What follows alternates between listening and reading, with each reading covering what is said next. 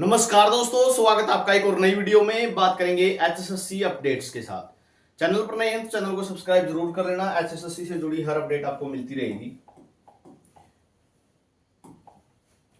तो हाईकोर्ट ने टीजीटी भर्ती मामले में हरियाणा कर्मचारी चयन आयोग पर लगाई 50,000 रुपए की कोस्ट, सचिव को कोस्ट से मुक्त कर दिया। भाई जो 50,000 रुपए का जुर्माना सचिव पे लगाया गया था उसको हटा के अब जो है एचएसएससी को इसका भुगतान करना होगा। जस्टिस त्रिभुवन दहिया की खंडपीठ ने अंतरिम आदेश में लिखा, अक्षमा याचना स्वीकार करते हुए आयोग के सचिव को दिनांक 1/4/2025 के अंतरिम आदेश के अनुसार व्यक्तिगत रूप से लागत का भुगतान करने की जिम्मेदारी से मुक्त किया जाता है और इसकी बजाय जो है लागत का भुगतान आयोग द्वारा 1 सप्ताह के भीतर किया जाएगा। भाई यानी सचिव को तो छोड़ दिया, लेकिन 50,000 रुपए का जुर्माना एचएसएससी के ऊपर लगा दिया गया है।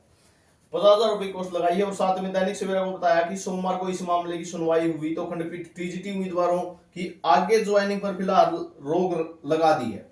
यानी टीजीटी का अगर कोई कैंडिडेट बचा हुआ है, ठीक है, जिस सब्जेक्ट का केस है ये, तो उसकी ज्वाइनिंग अब नहीं होगी। अंतरिम आदेश में टीजीटी उम्मीदवारों की आगे ज्वाइनिंग पर फिलहाल रोक लगा दी गई है। मामला क्या है आपको अच्छे से पता होगा, नहीं पता है तो थोड़ा मैं आपको बता भी देता हूं। अंशवर की पे रोड़ा है सारा, ठीक है। अंशवर की जो है उस पे सारा मामला रुका हुआ है। अंशवर की पे ऑब्जेक्शन है कि जो एक्सपर्ट है उनके द्वारा जो अंशवर की तैयार नहीं की गई। एचएसएससी ने अब जो है जवाब दे दिया है। मामला यहाँ पे देख भी सकते हो। हरियाणा कर्मचारी चयन आयोग ने टीजीटी भर्ती की थी। अलग अलग विषयों के लिए अलग अलग पेपर थे, तो आयोग ने पेपर के बाद आंसर की अपलोड कर दी। इस पर आपत्तियां मांगी, उम्मीदवारों ने आपत्तियां दे दी। इसके बाद आयोग ने अंतरिम परिणाम घोषित कर दिया और उसके बाद फाइनल आंसर की अपलोड कर दी। इस पर कुछ उम्मीदवारों ने आपत्तियां जताई, कुछ उम्मीदवारों ने याचिका दायर कर दी। इस पर हाईकोर्ट ने आयोग से आपत्तियां का निपटान किया जाने की मूल प्रतियां जमा कराने के लिए कहा, मगर आयोग ने फोटो कॉपी जमा करा दी थी। इसके खंडपीठ नाराज हो गए थे, 50,000 रुपये जुर्माना लगा दिया था। तो इस अब खंडपीठ ने आंसर की पर जताई आपत्तियों के निपटान की मूल रिपोर्ट को फोटो प्रतियां जो है जमा कराने के आदेश दिया था। तो जो अभी मामला जो है, जो आयोग के पूर्व अध्यक्ष के पास थे, जो मूल दस्तावेज थे, उन्होंने केवल गोपनीय शाखा द्वारा दिए गए दस्तावेजों के आधार पर भरोसा किया था। जो अब अध्यक्ष के प्रशासनिक नियंत्रण में है, उनकी ओर से की गई गलतियां बोनाफाइड हैं, जिसके लिए बिना शर्त माफी मांगते हुए ईमानदारी से खेद व्यक्त किया है। तो अब जो हम मूल प्रतियां तो दे दी गई हैं, यहाँ पे देख सकते हो। मूल रिपोर्ट पुनः सील करके राज्य अधिवक्ता को लौटा दिया गया है। जो पर्यवेक्षकों विशेषज्ञों के नाम काले करने, यानी जो भी पर्यवेक्षक था उसको जो इस तरीके से ब्लैक कर देते हैं, ठीक है। तो मुख्य परीक्षकों की मूल रिपोर्ट को फोटोकॉपी के साथ रजिस्ट्री में विस्तृत उत्तर दाखिल करने के लिए कहा गया है। उत्तर में आपत्तियों की जांच करने के लिए विषय विशेषज्ञों की नियुक्ति की प्रक्रिया और उन्हें चयन का आधार भी बताया जाएगा। यानी भाई जो आपने एक्सपर्ट बनाए थे, ठीक है, सीधी बात आपको बता देता हूं, ये बोल दिया है जो मुख्य अधिवक्ता हैं उनको कि आप जो है, एक तो इसका सब्जेक्ट वाइज एग्जामिनर कौन था, ठीक है, विशेषज्ञ कौन बनाया था, किस बेस पर बनाया था हमने, क्या उसमें खासियत थी, क्या उसकी क्वालिफिकेशन थी, जो ये है, ये चीज मुख्य रूप से हाईलाइट करने के लिए बोल दिया है। नियुक्ति विशेषज्ञों की योग्यता और स्थिति का भी खुलासा किया जाएगा। इस बीच दिनांक 27/7/2024 के परिणाम के आधार पर प्रतिवादियों को किसी भी उम्मीदवार को आगे नियुक्ति नहीं दी जाएगी और अगली डेट जो है वो 16/5/2025 लगा दी गई है, ठीक है। यानी मामला तो है कल वाली भर्ती की तरह, ठीक है। अगर अंशवर की में कोई भी हेर फेर हो गया तो सारी भर्ती उल्ट जाएगी एकदम, ठीक है। क्यों? कुछ ज्वाइनिंग जो ऊपर नीचे हो जाएंगी भाई।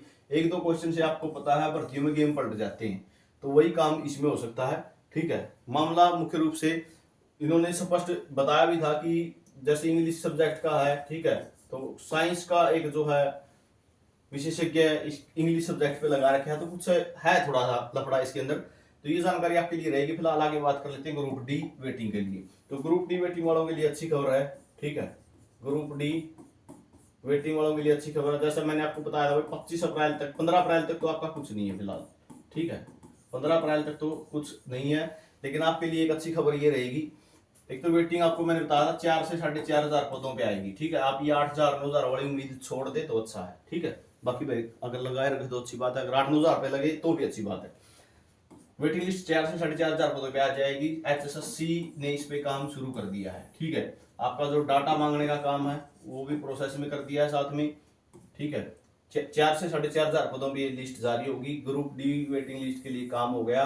साथ में जो एक्सटेंशन जिन्होंने ले रखी है, ठीक है, जिन्होंने एक्सटेंशन ले रखी है, जिन ज्वाइन नहीं किया था, उनके लिए बहुत जल्द पोर्टल खुलने वाला है।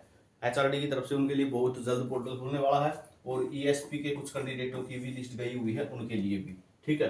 तो उनके लिए पोर्टल बहुत जल्द खुलने वाला है जो एक्सटेंशन लिए हुए थे।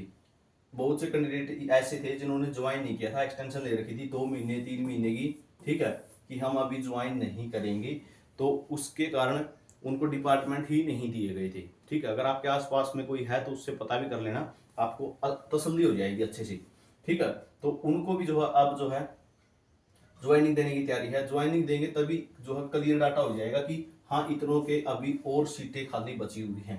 तो ये जानकारी आपके लिए रहेगी। वेटिंग पे काम शुरू हो गया है और खासकर आप ये कहो कि जो वेटिंग लिस्ट का इंतजार कर रहे हैं, जो 1 नंबर तक नीचे हैं, ठीक है, 1 नंबर या 1.5 तक, बस वहीं तक की उम्मीद रखें, नहीं तो अपनी सीईटी की तैयारी करते रहो कंटिन्यू, ठीक है। कहीं आप ये सोचो 3-4 नंबर घट जाएगी, ठीक है, तो ऐसी अफवाहों से दूर रहें। मैक्सिमम 1.5 मार्क्स, ठीक है, वो भी किसी किसी कैटेगरी में, ठीक है।